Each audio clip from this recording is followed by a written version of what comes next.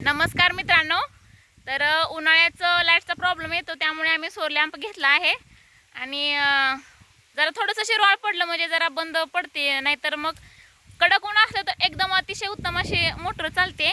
आणि आम्ही एका एकराला ड्रिप करून सोलर लॅम्पची मोटर जोडली आहे, त्याला फिल्टर वगैरे टाकून। तर छान पद्धतीने ऊस जपला गेला आमचा। उन्हाळ्यात एवढं काय वाटलं नाही, नाहीतर लाईटचा प्रॉब्लेम असल्यामुळे भुईसबानच होत नव्हतं। सोलर लॅम्पची मोटर टाकल्यामुळे खूप छान असा फायदा झाला आमच्या शेतीला, ऊसाला वगैरे। असा फिल्टर दिसतोय का, इथं फिल्टर टाकून ड्रिपनं असं पाणी सोडलंय आणि व्यवस्थित प्रकारे भिजले। आता पण सोलर लॅम्पची मोटर चालू आहे आणि पाणी चालूच आहे। ज्यावेळेस विहिरीच पाणी निघतं त्यावेळेस मोटर बंद होते, नाहीतर होत नाही। आपण ज्यावेळेस करेल त्यावेळेसच मस्त असा फायदा झालाय सोलर लॅम्पचा।